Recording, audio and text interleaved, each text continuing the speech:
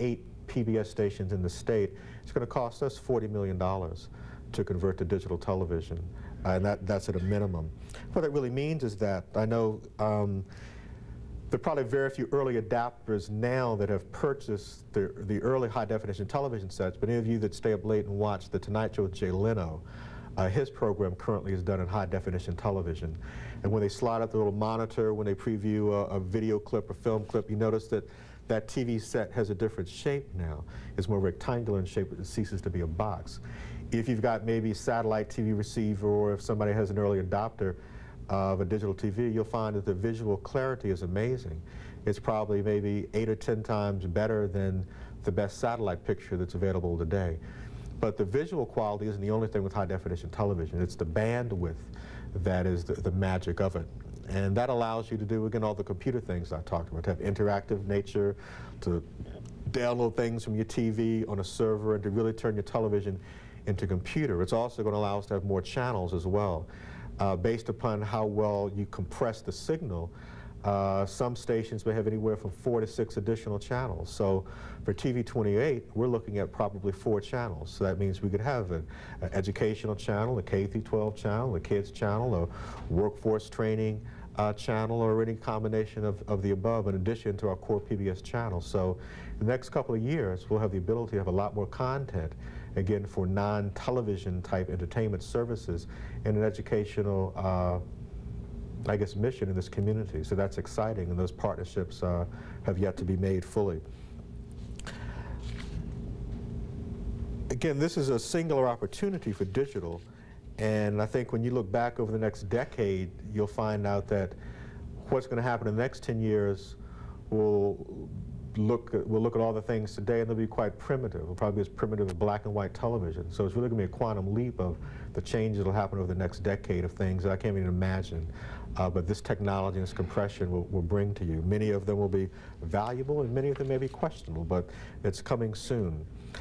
Again, the content is going to become the new currency in the digital age, and those folks who control content and produce it have a lot of influence. Again, the behavior, society, it'll become literally a currency of exchange. Those that have the best information will be the most successful, whether it's for a private sector initiative or something in the education nonprofit world. And University of Michigan Public Broadcasting is an organization that's really powered by passion.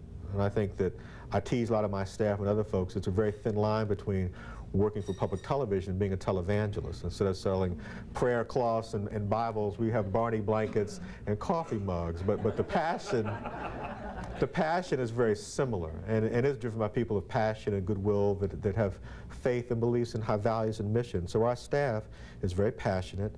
They're very concerned about what's good for the public interest of our community. And between, I think, our over-the-air signal and cable, we really have the ability to impact about 2.5 million households in our area. So that's a lot of people that are under the spell and influence of TV 28. We'd like to offer our children a whole new generation of new multimedia services based upon the pioneering history that the University of Michigan has started. There's a legacy and a challenge we'd like to follow and continue. And again, all the things I mentioned before, teleconferences, distance learning, adult retraining, and everything else, are great possibilities to take advantage of in this new digital medium.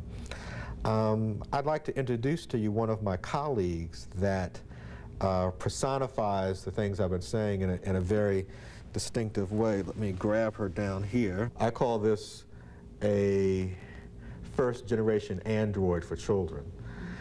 And you activate her. Hey, it's a wonderful day to play.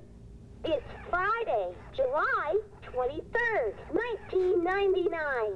Squeeze my ear to hear what I'm thinking. Squeeze a little ear here. I'm getting a little sick of this pink jumper. So what these again, squeeze my hand. So what these devices do, they work standalone. They work with specially coded television programs. To hear what I'm thinking. You can't turn her off either. The first time my engineer set this up for me, they set it up and we played with it and they walked out the hall and I said, there's no off switch in this thing. And I don't know how to make it work, but I learned the secret then if I squeeze her hand and her toe. Squeeze my ear. See you later. Well, she'll shut down. But the impact of this is that technology is becoming harmless now. And it's not a big bulky computer that's designed to be intimidating to you. This is a very sophisticated microcomputer designed as a toy for your kids. And I said it earlier, this doll works with special TV shows. If 1, 2, 3 came across the screen, the doll will say 1, 2, 3 and give the illusion it's reading. If the song is in the TV show, the doll will sing the same song. This also works with a pre-recorded videotape. So if the live TV show doesn't do it, your child or grandchild can watch the program. And then this works with a computer and a CD-ROM. And when you do that, her vocabulary jumps to 15,000 words. And she does learning and teaching and training and game and problem solving and rebuilding self-esteem. So again, these are toys, but they're computers. And the challenge is that when our children have grown up with these devices, and again I go back to my original comment, if it's done in a benign sense, it's great. She tells time, does all kind of stuff. But the companies that decide to make the Power Rangers dolls that will teach your kids how to kill and maim will have the same influence on them as these dolls that will teach them how to read and write and tell time. And the challenge I'm presenting to you today is that technology is all around us. You can't run and hide from it. It is as innocent as this little cuddly toy. It's as intimidating as a big full-blown computer on your desk, but it's in our society as well. There's no getting around it. If you control the content and you want to deal with the knowledge of it, then you will have a tremendous impact on everyone around us. If you decide to be a victim in a passive approach and say, so what, then many of the ills that confront us will continue to do so because technology does have a tremendous impact upon every one of us in this room, very consciously and unconsciously. So DW is, I think they sell this for about, I don't know if it's $39.95 or $49.95 today. So this is a remarkable device and product. So this is the future of public TV. Boy, am I glad to see you. It's Friday, July 23rd, 1999. Squeeze my ear to hear what I'm thinking. I'll let you, one more low line, DW. I could really use a hug. So I'm going to shut DW down now.